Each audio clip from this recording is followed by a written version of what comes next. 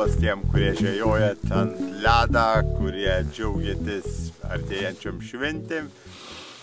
Tikrai nuostabus laikotarpis, daugeliu net nebe iki žvejybų, visi tik, kaip sakyt, dovanų pirkimą, visokios velnystės, visi dar su viltim laukiam, kad galbūt nenutirps tas sniegs ir kalėdas turėsim truputėlį pašalos, bet iš praktikos žinom, kad dažniausiai taip nebūna. Šiandien norėsiu truputėlį papasakoti apie tam tikrus mitus, truputėlį gal norėsiu pristatyti, sakykime, kelis gamintojais, su kuriais esu susidūręs jau pakankamai seną ir galbūt ta informacija kam nors pravers. Tai apie ką mes norim pakalbėti? Pirmiausia, turbūt aš norėsiu pakalbėti apie mitus. Bus toks, nežinau, gal kai kurių pardavėjų nelabai vyliams, apie žiemens vals. Tai turbūt vienas iš didžiausių mitų, kad egzistuoja kažkokie specialų žieminį valą. Nu, gal kažkoks kinietis ten kažkaip pribarė, lipdukus pakeičiu. Čia to tai žinom, tikrai labai tiksliai pagal užsakymus, ant tą pačią valiuką, sakykime, kitus lipdukus, ale žiemens, bet iš tikrųjų, bičiulė, jeigu jūs įeitumėte į gerų gamintojų puslapius, jūs tikrai nerasit tokią dalyką kaip žiemens vals. Nei fluorokarbons, nei monovals. Čia yra tikrai vieni didžiausių mitų, čia marketinginis toks jiems yra. Ir parduotuvės, žinot, prie žiemo, aš atsimenu ir tokią be galo gerą gamintoją kaip Strofts. Berods buvo irgi tie žieminiai variantai tokie. Žino ir to legendo, kaip ten viskas vystės, tai senas laikas. Ir tikrai ten nebuvo tas joks žiemens vals. Ir tikrai tai vyksta ir su kitais gamintojais, kai jums parduotuvė yra pristatoms kaip žiemens vals. Tai žodžiu, nėra žieminė vala. Yra toks pat tipinis vals, tik tai su lipduku, kad for winter ice fishing or dar kažkaip. Tai vat, iš seną laiką esu naudojęs labai daug būtent gamintoje Stroftą monovalus. Aš turbūt nesumeluos, pasakodams taip, kad mano vis tas susidūrim su šito gamintoju yra nuo tų laikų, kai mano spiniongs buvo už 18 litų, teleskopinis, tas iš torgo, surytę kartu tas komplektėlis nupirks ir aš su juo gaudydavo. Tai tikrai buvo fantastinė laikai, buvo svarbiausias vals labai geras patikioms ir būdavo mepsa sukrės, kuriom pagrindo ir ten 90% gaudydavo. Paskui atsirado kanibalai, kopitos ir žodžiu tie dasidūrė, bet vis tiek tą patį pradžią, kadangi pintukų nebuvo, kurie atsirado, jie buvo stori, nu tokie prasti, tai buvo gaudom pagrindų su monovalu ir jisai sudarė mano, nežinau, 99% visų žvejybų ir aš atgaudęs Stroftų daugybę metų. Be galo patikioms ir geras gamintojas, vienas iš geriausių, sakyčiau, nu tokių patikimiausių, galbūt ne iš geriausių, kad taip, tų gerų tikrai yra, bet tikrai vienas iš patikimiausių gamintojų, gaminant nuo ploniausių valų, tai aš vat juos seniau ir, sakykime, kas čia pas mane rado dar dėžutė, 0,05 mm. Tai tikrai labai plons, seniau su avižėl gaudydavo su vadinama avižedrė, būtent būdavo seniau naudojam šitos kompanijos valiuką, tarp 0,05-0,08, sakykime, avižedrė būdavo fantastika ir dabar tikrai kitiem metam tikslas yra argi dar jums bičiuliai parodyti. Daugams galvoju, kad mono yra nelabai gal tenkams avižedrėbiui kaip pintuks, kad geriau tikrai jisai turi tam tikrais momentais daug pranašumų prieš, sakykime taip, pintuką ir ją tikrai nereikia budėtis ir bijoti. Dažniausiai bijo tie, kurie naudoja pigius kinietiškus ar ten kokius hirovus spiningėlius, kurie naudoja patikimus aukštą tankę karboną, sakykime, jautrius spinningus, tai su monovalu tai tikrai kai kuriais atvejais net privalu žvejoti yra. Tai žodžiu, čia atskirtėm bus. Tai vat būtent, bičiuliai, jei kas nenaudojat, galit pabandyti Strofta valiuko, be galo gers. Yra, sakykime, pas juos ir fluorokarbons. Nesunaudojęs jų tą FC1 nį kartą, esu daug naudojęs FC2. Tai pigesnis variantas. Tai va, būtent tą žiemai dažniausiai jį ir drožiu, kai man reikalings yra, jie nuo FC1 tai ir kainodaro jau toks, tikras fluorokarbons ir greičiausiai, žinot, galbūt ir Japonijoje sukams, negaliu pasakyti, kur gaminams yra, bet be galo iš atsiliepimų, kiek esu skaitęs geras, bet man ir, pavyzdžiui, fluorokarbon 2, tai FC2, tas vadinams, argi pakankamai gerai, pakankamai užtenk minkštumą ir, sakykime, kainos savo segment tikrai labai neblogai yra pasiteisinęs. Tai tikrai, bičiulė, Strofto gali turėti omeny, tikrai vienas geriausių Lietuvoje, ko galim nusipirkti gamintojų yra ir tikrai labai žiūrint savo produkcijos kokybę, nesu girdėjęs, jei tai ne kažkokios padėlkės. Net jei apie padėlkės nesu girdėjęs, kad kažkokie nusiskundimai valų, kad seni valai atvežti blogi valai, nėra tokių dalykų buvę. Kas liečia mano žiemen jau aparatūrą, tai aš fanats esu Kroiksų, Kroiksiukai pas mane visur visada skirtingi.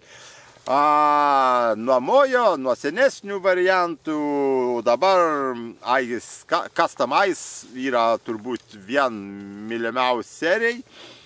Vat yra planuosi nusipirkti, jeigu ta žiemą mūsų nesusibalamutios kažką tokia iš dar lengvesnė, pas man 36 modeliuks yra. Medium fast, bet aš be problemų galiu net su 4 gramų balansiriukais dirbti ir galiu dar ir ratliną užsidėti, susitvarka be mažiausios problemos. Spiningėliai yra, fantastika, jautrus, rekoilą žiedą sudėti labai lengviau. Jeigu jums reikia ten čiuk palankstėti, ledas išbirėję, tam ir jie ir sudėti. Ir neturi jokios problemytės. Dažniausiai gaudo balansyrės blizgėm paskutinių laikotarpių, avižo esu apleidęs, nemeluosiu, sakykime, ratlinai va tie patys gaudom yra. Iš balansyrų, kas mano turbūt vieni iš favoritų, yra Kusama, tai yra Suomių gamintojas ir viskas yra gaminami būtent Suomijoje, Kusama miestelį. Galbūt, nežinau kaip dėl balansyrų, bet ten ir blizgės pas juos, blizgės tai be galo gerai užsirekomendavę yra ir turbūt vėl su gerai žinomos. Tai va, bičiuliai, visa šita produkcija yra gaminam Suomijoje, Kusama miestelį. Ir tą miestelę gyventojai tenai būtent daugams ir darbuojas. Tai ne koks kinietis, ne vėl nežino, kur pagaminti yra, o būtent Suomijos su jos visą kainodarą. Senesnis laikas, kai visi kiniečiai buvo, sakykime, taip pigus, va taip sakykime, prasti pigus kiniečiai. Tada Kusama atrodė labai brangi. Bet dabar, kai pasižiūriu parduotuvės kainas už kinietis, kurie net už Kusamo pagamintos Suomijoje, jau kaip patamp brangesnė. Tada jau suvokiai, kad Kusamo tikriausiai lenk labai stipri daugumo tų gamintojų ir savo kainą, ir tuom, kad tikrai labai darbingas reikalas yra. Turi savo patentuotų uodego, kuri leidžia skleisti būtent šonų, trumpesnė vienpusė yra, jie yra plastikinė, visi padaryti vientis uodeg, tai neištrukinėja jokios uodegėlės ir panašiai, spalvos tikrai yra fantastinės, labai lengvi. Ten, sakykime, 7,5 cm Kusama švituokla, jinai sveria, kažkaip nesumeluoti, 8 gramai berods. Būtent 55 mm sveria 4 gramus. Tai dėl to jie pas mane ir tokie yra mylimukai, todėl kad juos galim, sakykime, žvejojant kažkur sekliau, labai gražiai paduoti, nėra taip, kad jūs sunku patraukit, žinot, pašoka, jisai tiesiog matai spiningėlius, net druiks, ten daužas, nu, tai nėra pats geriausias variantas. Tai būtent svoris blizgučių, tų neblizgučių švytuoklių irgi labai yra svarbus. Kabliukus apatinius dažniausiai keičiu į akutę. Akutė būn vėlgi skirtingų spalvų, ant vieno vienokios, ant kitų kitokios. Kai kibims yra, aišku, akutė visada padeda, čia vienareikšmiškai yra, kai nėra kibimą, nėra įrodyt niekaip, kad akutė padėtų. Jeigu mes gaudam tokius ešeriukus, tos vadinamus sprindinukus, taip akutė jiem visada yra geriau, jie ten putiniai į to akutę, prisiputiniai dažniausiai. Tai jo, šičia geriau yra. Bet jeigu kalbant apie didelis ešerius, nu praktiškai visada jie būn praryji masalo, tai būn arba už galą ar už priekinę kabliuką pasikirtis ešerioks. Lydekos identiškai taip pat. Tai tas apatinis, atsako, daugiau, sakykime, ta akutė yra skirta, aš taip vis dėlto skaito, mažesniem ešeriam, arba kai yra tikrai geras kibims, dar kaip akcento dadėti. Bet taip, nu, iš savo gyvenimo praktikos kažkaip nesu pastebėjęs, kad būtų, sakykime, skirtams. O aš kaitaliui, vat aš žvejyboj kaitaliui nuimu, uždedu. Pas mane visada dėžutė yra vienas skyrelis, kuris yra su būtent tais visom akutėmis, su originaliais kabliukais. Ir vat stebiu, ar pasikeič kas nors. Ir iš tikrųjų, kai nėra kibima, praktiškai galiu pasakyti, kad nepadeda. Vat tiesiogiai tą žodžią prasėm. Suprantat, jeigu jūs nekaitaliujat ir jūs ten žvejojat ištisai su akut, jums gal ir atrodo, kad, vat geriau yra, bet jūs dienos laikotarpį pradėjo gerai kipt, sakykime, ešerį, jūs pakeiskit. Ir beveik garantuoju, kad jūs nustepsit, kad ten nieks nepasikeič tam kibime, kaip kyba, taip kem, nes jis, kaip bebuvęs, dažniausiai reaguoja į patį masalo, o tą akutę, sako, tiem visokiem pirdinukam, kurie ten prieina ir bakšta ir jauti, kaip pamušiniai to švytuoklą į viršą. Apie Kusama švytuoklių svorius visą kitą tikrai jau būsiu čia kažkur parašęs aukščiau žemiau, kokie yra būtent modeliukai ir svoriai ir dydžiai. Tai kam įdomu, tikrai pasižiūrėkit, mano tikrai nustebęs ne vieno savo kokybę, tikrai labai ger ir savo darbinėm savybėm. Rytutės skirtingai naudoju, būn, kad užsidedu tiką, pigios rytelas, ten maksimum iki 60 jūrikų, sakykime, kainuojant, ketus modelis ir, sakykime, yra beros net pigiausias gal 20 eurų. Vienom sąlygom galbūt kažkam nepatioks, nepasiteisės, man pakankamai patenk. Estetiškai gana žiūrės visada su tokiom rytelėm.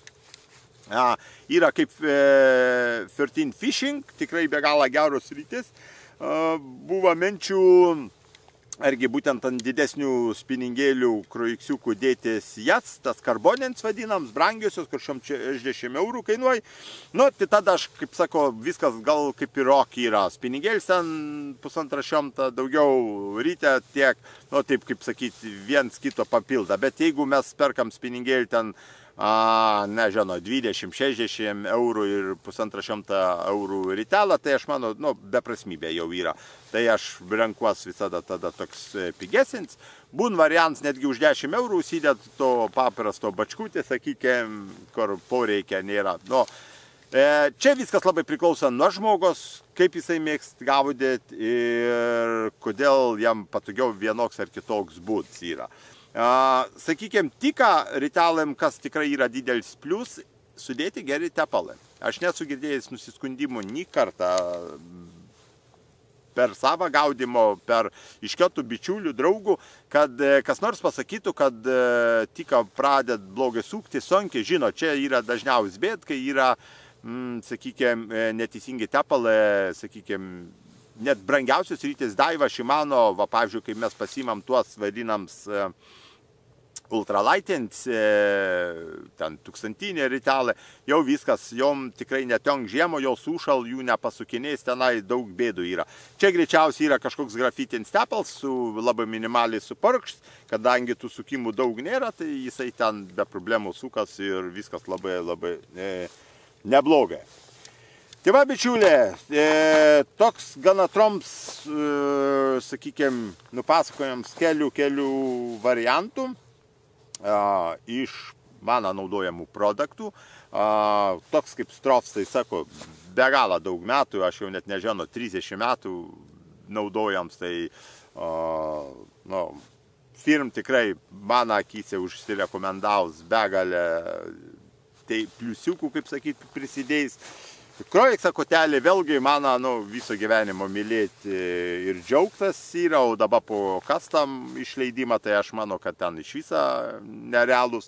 Tai va, sako, dar tiksla yra mažesnį nusipirkti, tokį visai delikatų, tokiem visiems mažiem balansiriukam, ten 5 cm kabadaužyti. Tik ritalas niekas stebukla. Senos jau senai rinkoje, pas mum argi atėjai, biudžetinės, bet tikrai žiemai argi užsirekomendavę. Kusamo nėra ką čia net reklamuoti, mano čia kiekvieną savi gerbiančią žvėją reikals yra juos turėti pas savi dėžutėj. O mes ką, einam toliau žvėjot, bičiulė, galbūt taisis ką nors susukti iš kokią žvėjybos, sakykime, kokį filmuką, bus matyti. Gal kokį ir žuvelioko pagausim, dabar dar tik tai ryt, kol dar žmonių nesimata, būtent tai pagalvoju, ką reikia nusifilmuoti, tai pagalvos ant kelių atsisėdė ant šieną, sėdžiu, sakos, meldžias gal meldė. Tai žodžiu, saugos bičiulė ledą, būkit tikrai, va dar čia moments, atsargos, tikrai ledas ne visur yra tvirts ir daug kur labai pavojingas. Ir aš ir pats vaikštant vieną tenkinę 10 ir daugiau centimetrų storę, ant kitą atrodo eini 5, žiūri 3-2 centimetrai, nu tikrai neturim tokią patikimą ledą, tai tikrai, kad netrauk, neskęstumėt bičiuliai, labai saugiai būkit ant ledą, visada naudokit būtent nagus. Pas man jie dabar padėti filmavimui tik tai čia, bet visada užkabinti ant kaklą, net mano ką tik nulipdyt sniegą sens, lygiai taip pat vaikšta saugiai su nagais, nes kitaip negalim ant ledą. Tai va, saugos bičiuliai ledą, gražių laimikių jum ir galbūt eigoje dar kažko nupasakos apie tai, kas čia dėsis.